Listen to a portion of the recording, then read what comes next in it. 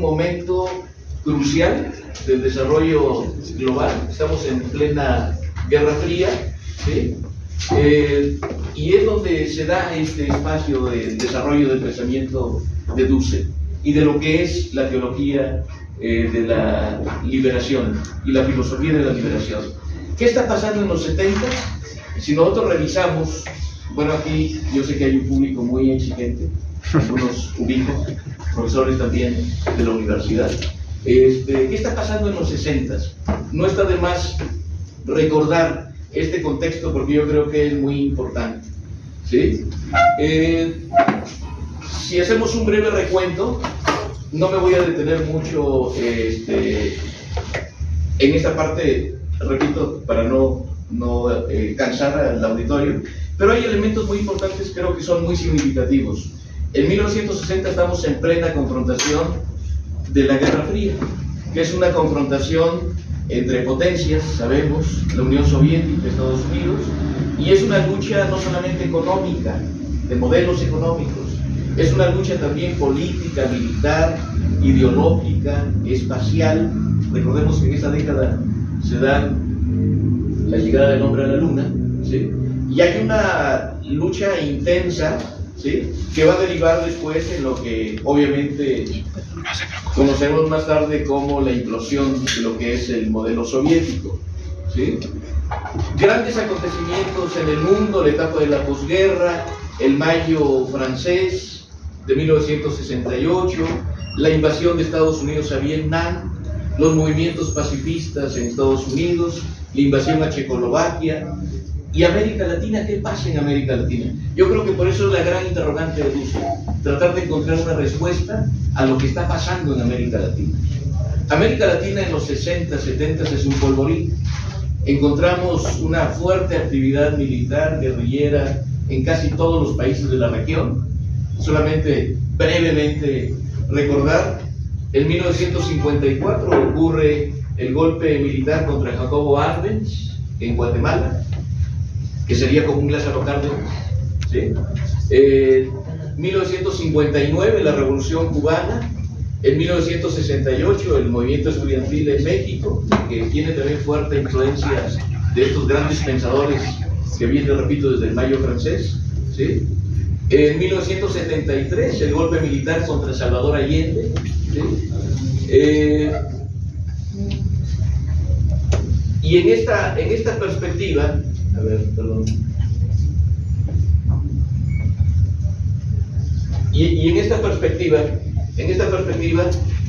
si nos situamos en la década de los 70, hay un teórico que creo que también es importante traer a colación, que es David Harvey, que hace un análisis muy interesante sobre lo que es el surgimiento del neoliberalismo.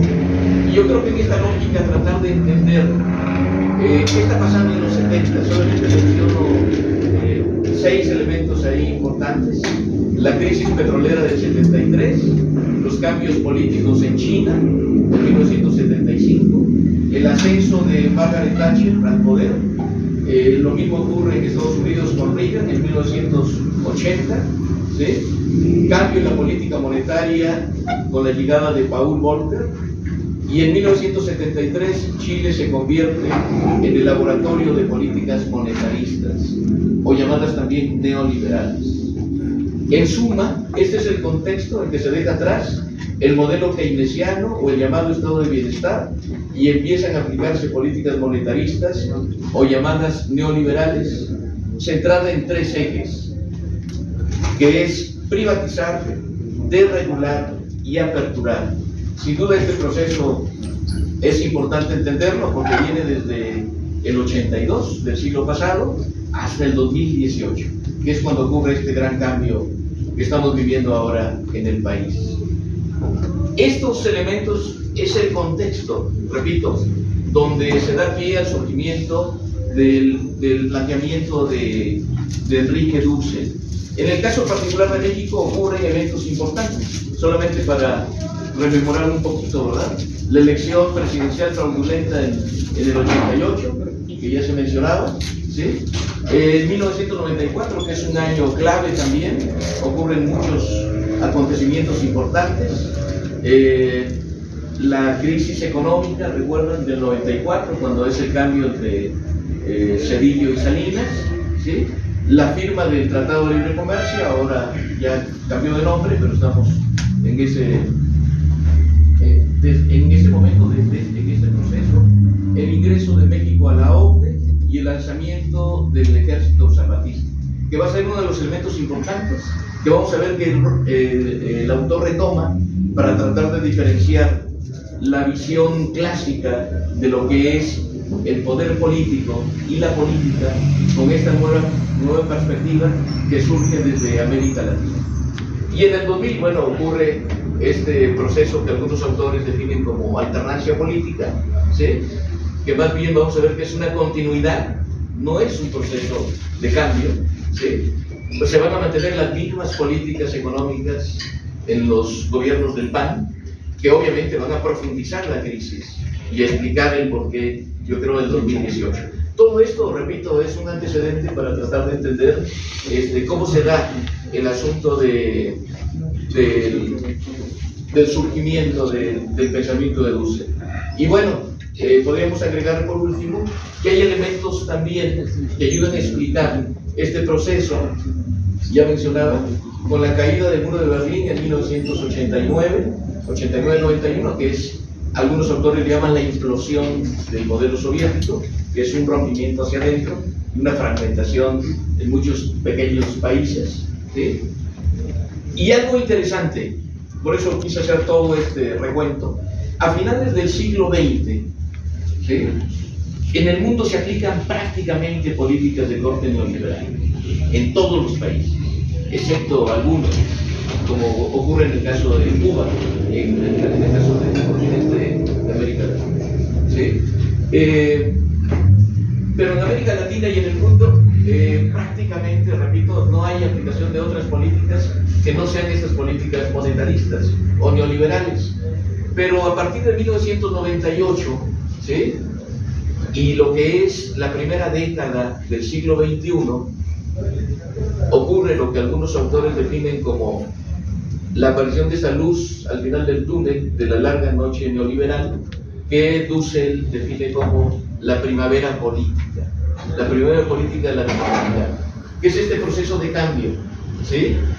Y considero que este periodo, conocido también como la primera ola progresista, arriban gobiernos de corte progresista, como es el caso de Brasil con Lula da Silva, Hugo Chávez en Venezuela, Evo Morales en Bolivia, Mujica, Néstor Kirchner en Argentina, Rafael Correa, y alguien se me escapa por ahí, más.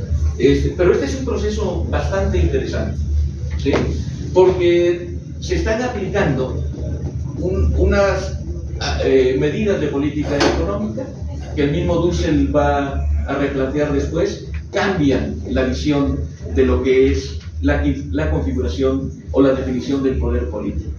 Entonces quise hacer todo este preámbulo para tratar de abordar directamente y hacer un comentario general sobre este planteamiento de Enrique Dussel. En este libro de 20 tesis de política, fíjense que se publica en el 2006, Dussel propone un abordaje filosófico y teórico de lo político como concepto y la política como actividad. Yo creo que esta es una diferenciación esencial que él considera, ¿verdad? Entender, repito, el concepto de lo político, que es muy genérico, o pensando lo político como el deber ser y la política como la práctica cotidiana, ¿sí?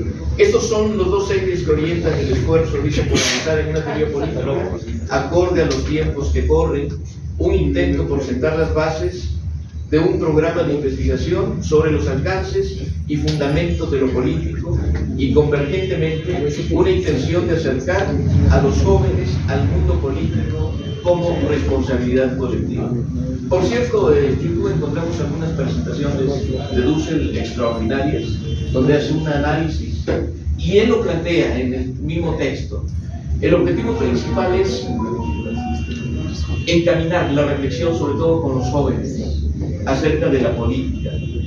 porque él dice que tenemos una distorsión del concepto de la política, ¿verdad? Y bueno, yo creo que si esto lo encaminamos a lo que es el sentido común, y el autor así lo va a plantear más adelante, el asunto de la política muchas veces se relaciona con el asunto de la corrupción.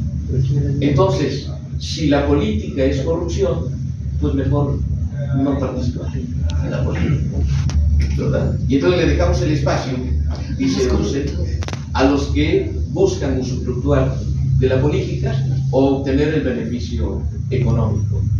Entonces, para él, este dilema es fundamental. En las primeras tesis, obviamente, no aborda el asunto de lo que es la corrupción, pero sí el planteamiento de tratar de explicar qué es precisamente este concepto de lo político. Y en la primera tesis, él plantea precisamente la corrupción de lo político, el campo político y lo que es lo público y lo privado, ¿sí? Él dice que lo político como tal se corrompe como totalidad cuando su función esencial queda distorsionada, destruida en su origen y en su fuente. Aquí hay un elemento clave que yo considero que es muy importante entender. Él habla de cómo el concepto de la política se distorsiona, ¿sí? Porque no se le da la dimensión ética, filosófica. Repito, él plantea la política como uno de los oficios más nobles. Es más adelante dice, no solamente el más noble, sino como uno de los oficios más sagrados. ¿Por qué? A mí me gustó mucho una interpretación que él hace, ¿sí? Porque dice, la política tiene que buscar el bien común. Y es lo que muchos políticos dicen, no se percatan ni se detienen a reflexionar sobre lo que tiene que significar la política, ¿sí? Y cuando hablamos del bien común, pues no todas las profesiones se orientan a tratar de entender o de responder a esta pregunta. Y les quiero comentar, bueno, dentro de mi formación, yo soy economista de formación, bueno, luego la maestría en ciencia política y el doctorado en sociología. Y por ejemplo, la economía, por decir, ha tenido varias transformaciones, ¿sí? Y la economía ahora se define muy técnicamente como la ciencia de la escasez. Así lo encontramos explicado, ¿sí? Cuando realmente la economía debería de responder a resolver la problemática más esencial. El autor lo va a desarrollar después, que es el asunto de la materialidad y la existencia del ser humano, de cómo resolver la problemática de las condiciones materiales, ¿sí? Muy técnica la definición ahora de lo que es la economía, ¿sí? Y si nosotros buscamos y profundizamos en lo que analiza, por ejemplo, el Producto Interno Bruto, el Producto Interno Bruto es la producción total de un país, medida en términos de valor, que se puede analizar de manera periódica, pero escapan un montón de cosas importantes.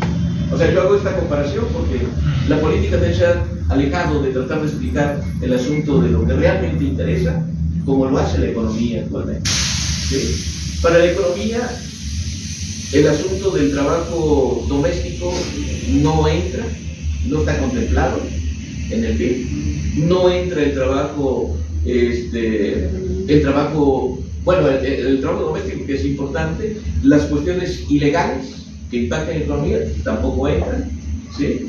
Pero hay un elemento que es muy importante subrayar, el asunto de la felicidad o del bienestar. Para la economía no, es un elemento importante, cuando debería ser lo primero, como Dussel plantea, de lo que tiene que ser la política, el objetivo de la política, que es justamente buscar la satisfacción de la comunidad, no personal, ¿sí? Dentro de toda la explicación que da, él hace una referencia muy interesante, por ejemplo, de la biografía de Carlos Marx, que cuando Marx es muy joven, 17 años, ¿verdad? Y está en un examen para aprobar el nivel intermedio del bachillerato, le preguntan cómo podría razonar o justificar la elección de una profesión. Y Marx empieza a hacer todo un análisis, ¿sí?, de, por ejemplo, el perfil de un administrador, pero cuáles serían los inconvenientes, cuáles serían las limitantes. Y él se inclina más por tratar de encontrar una profesión que busque más al bien común.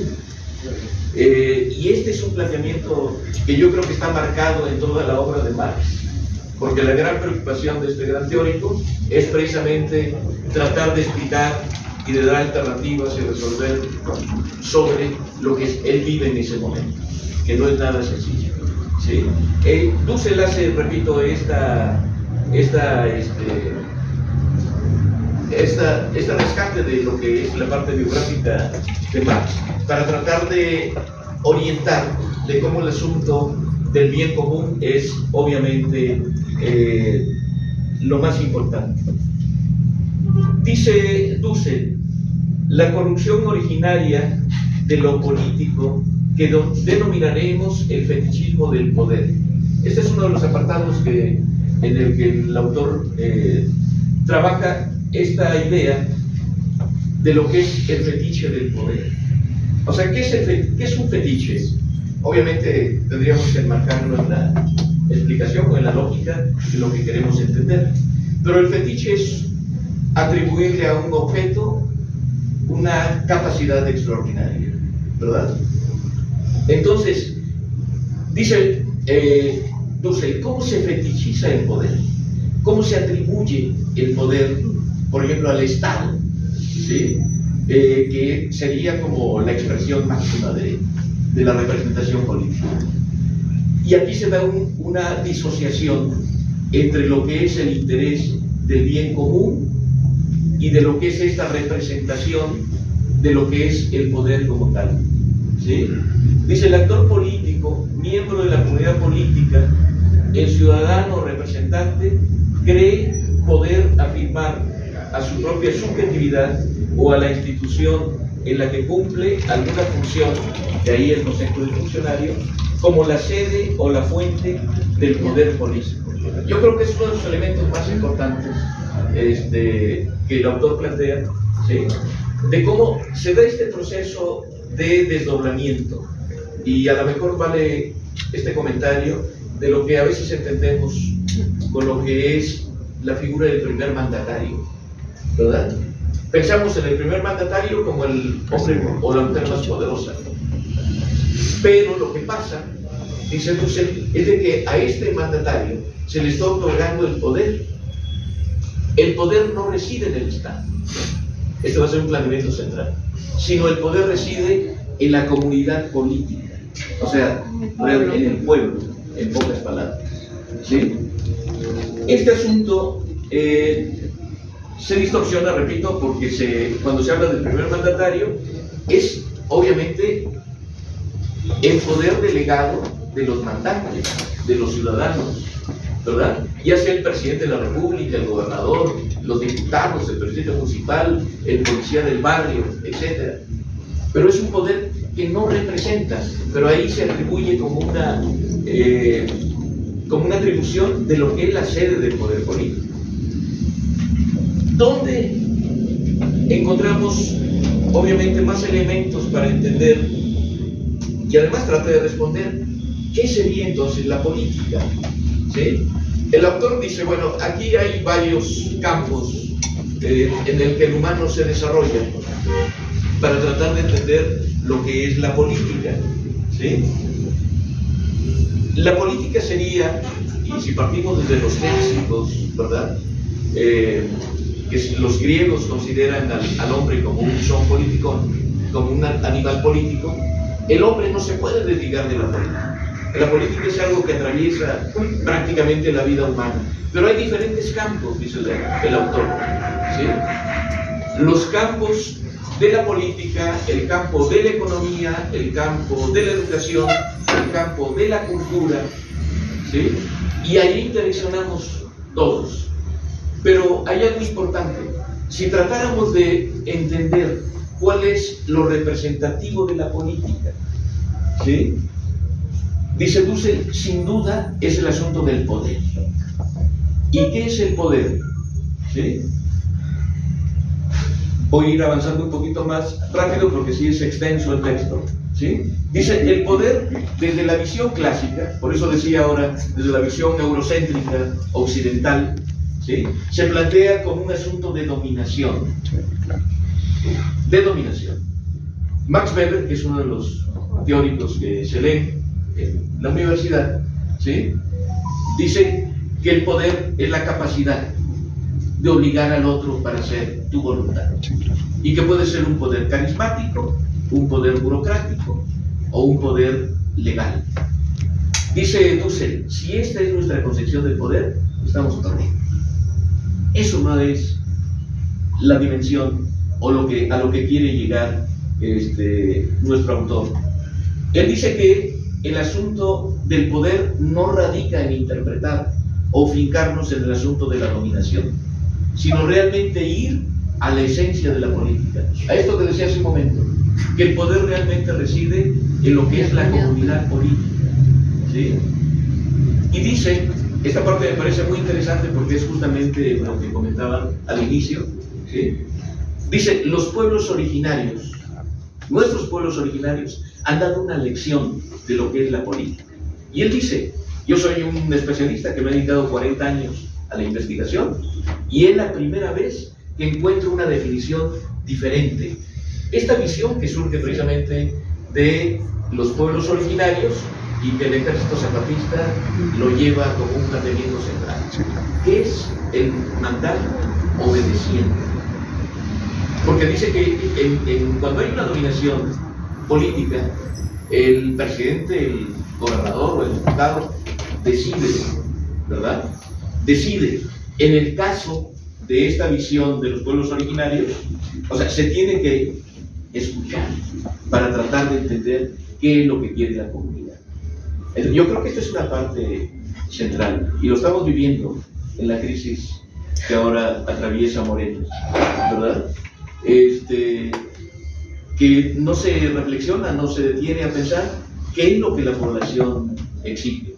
Realmente cambios reales, profundos, y hemos visto una práctica que a veces se aleja mucho de lo que es la aspiración de este movimiento de transformación. Entonces yo creo que no se ha entendido bien qué es la política, ¿sí? De esa perspectiva. Este asunto, entonces, de la dominación no explica lo que realmente queremos entender.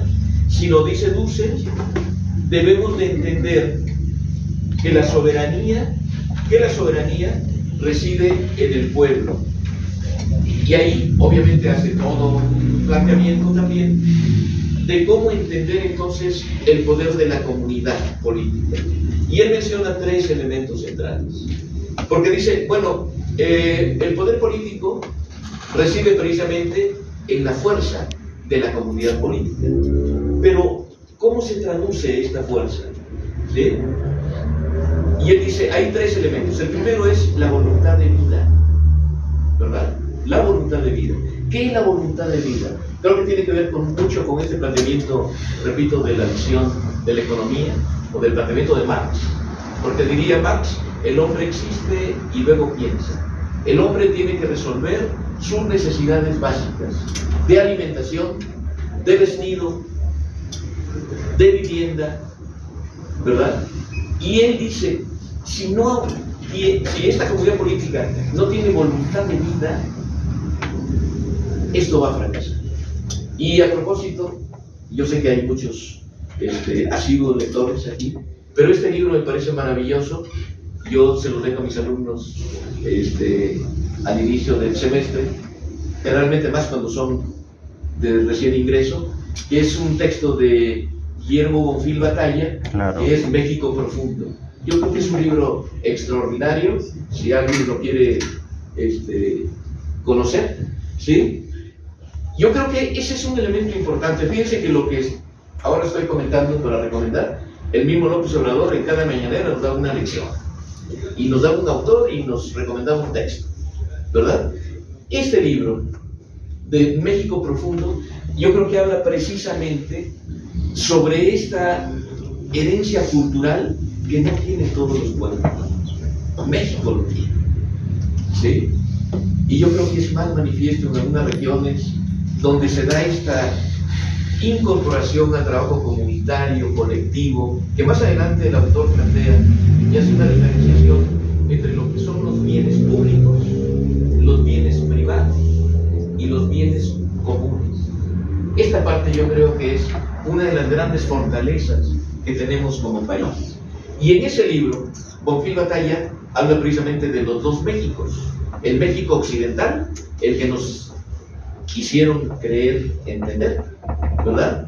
Con este concepto anglosajón de lo que es la democracia, que dice, no es más que un sistema de representación, pero realmente no es un proceso de incorporación de la comunidad política, ¿verdad?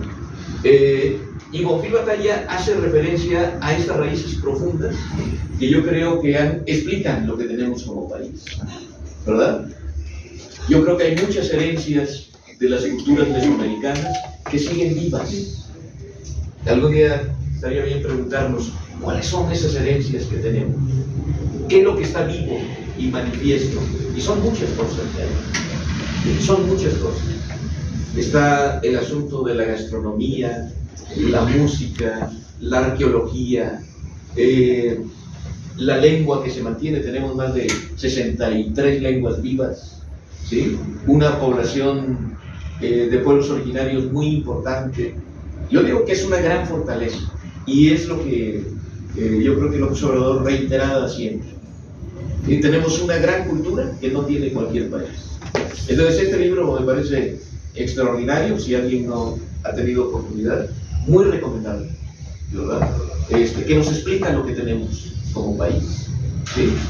Y bueno, y otro más, ya que estamos aquí en el momento de las recomendaciones, de Pedro Salmerón, si alguien, bueno, ya lo conoce, aquí se llama La batalla por Tenochtitlan. Yo creo que es uno de los pocos historiadores, porque realmente hasta hace poco tiempo, yo recuerdo mi formación también en la universidad, nos daban esta visión de lo que es el proceso de conquista. Dussel nos va a decir ahí, América Latina, antes de crear un Estado nacional, tenía vida comunitaria, ¿no? Y había un gran ejercicio de lo que era el poder político. Esta parte me parece muy importante. Y Salmerón, que es el segundo libro que les comento, ¿sí? Él no habla de la conquista de México. La conquista no ocurre, dice Salmerón. Más bien ocurre la caída de Tenochtitlan, ¿sí? Y él dice por qué no se da un proceso de conquista. Porque no hay un avasallamiento, no hay una pérdida. Muchas cosas prevalecen en nuestras culturas originarias, ¿sí? Muchas cosas. Entonces, yo creo que es una visión también que es disruptiva y que plantea una visión totalmente distinta a lo que la historia oficial o tradicional nos han hecho entender. Entonces, estos dos libros yo creo que son realmente muy interesantes para tratar de entender este asunto de lo que Dussel plantea como la voluntad de vida. Dice, si el pueblo no tiene voluntad de vida, va a ser avasallado. Y pone el ejemplo en el caso de Vietnam, ¿sí? Que obviamente se ve primero como un país arrasado, conquistado, ¿sí? Pero ¿qué pasa? Dice, al poco tiempo viene un proceso de reorganización y el ejército más poderoso del mundo es derrotado, ¿sí? Y no solamente ocurre en Vietnam. Él mismo se pregunta, y en América Latina, ¿por qué Cuba no ha sido aniquilada o desmantelada? ¿Sí? Y podemos tener aquí algunas apreciaciones diferentes, pero lo mismo ocurriría en Venezuela, ¿sí? ¿Por qué Venezuela no es un país que haya sido intervenido militarmente? Porque al interior de ese país vamos a ver que hay una gran capacidad de organización. O sea, esto que define el autor como una voluntad de vida, que le da fuerza al poder, ¿sí? Y el segundo elemento, ¿sí? Lo plantea en el término de que esta comunidad política debe de tener capacidad de consenso. ¿Qué significa capacidad de consenso? Significa, dice, establecer un acuerdo, establecer una racionalidad en las decisiones de carácter político. Porque si no hay este proceso de articulación, ¿sí?, de consenso, porque obviamente hay diferencias, ¿sí?, es difícil que se mantenga esta cohesión que permite precisamente esta fortaleza de la comunidad política. Entonces, el asunto del consenso y de la racionalidad va también ligado a un tercer elemento, que es el elemento de la factibilidad política. ¿Qué es la factibilidad? Dice, una cosa es lo posible y otra cosa es lo deseable, ¿sí? Y él hace un ejercicio muy interesante de lo que son los planteamientos en el espectro político, y ahí lo vamos a encontrar, obviamente, ¿sí? Y yo creo que América Latina es de verdad un escenario donde podemos obtener muchas enseñanzas. ¿Qué es lo que pasa, por ejemplo, en Bolivia, o qué pasó en Ecuador, o qué pasó en Brasil? ¿Sí? Que uno de los otros grandes teóricos que hay que revisar, sin duda, es a García Linera, Álvaro García Linera, que fue vicepresidente de Bolivia, ¿sí?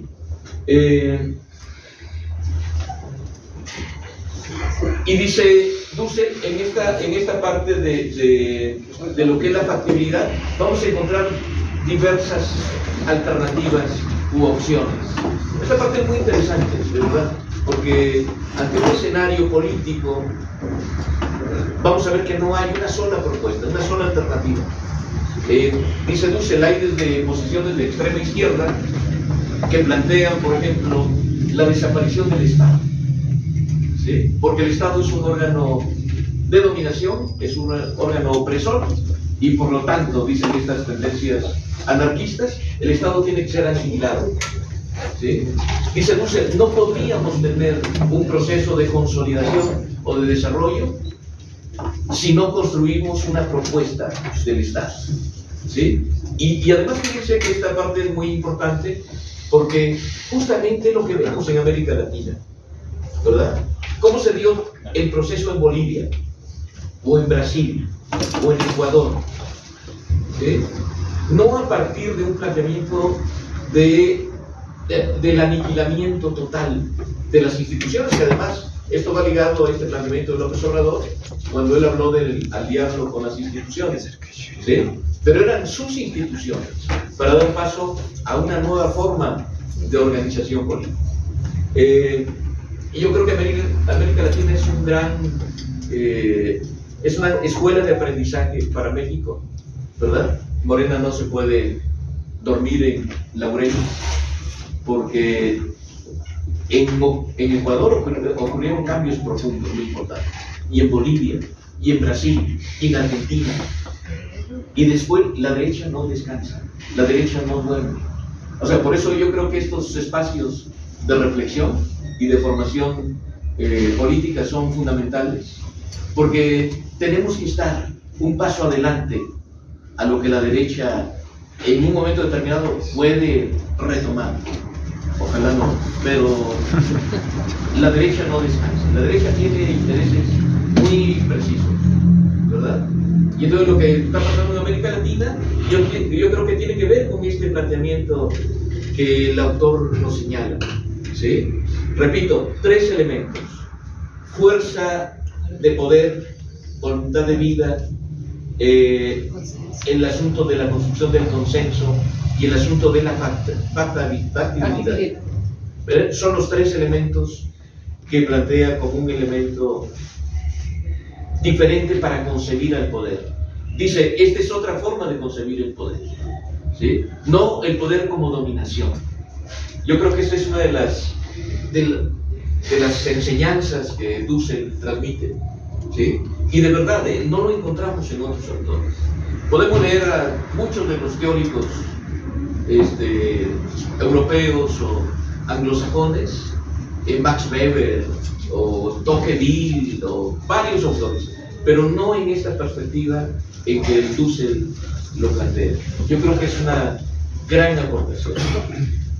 Finalmente dice, bueno, ¿qué es el poder? Dice, el poder es la fuerza de vida de un pueblo consensual posible. Entonces, si lo tomamos en esta perspectiva, yo creo que es una gran enseñanza, pero a partir de la experiencia y de lo que el autor quiere retomar. Solamente me estoy refiriendo a esta parte introductoria, en las primeras tesis. Es un libro, a pesar de que es un libro breve, yo creo que es muy enriquecedor y hay que leer parte por parte, ¿verdad? Pero tenerlo en el contexto, repito, de lo que estamos viviendo como país y en América Latina. Por mi parte, Adrián, ahí lo dejaría.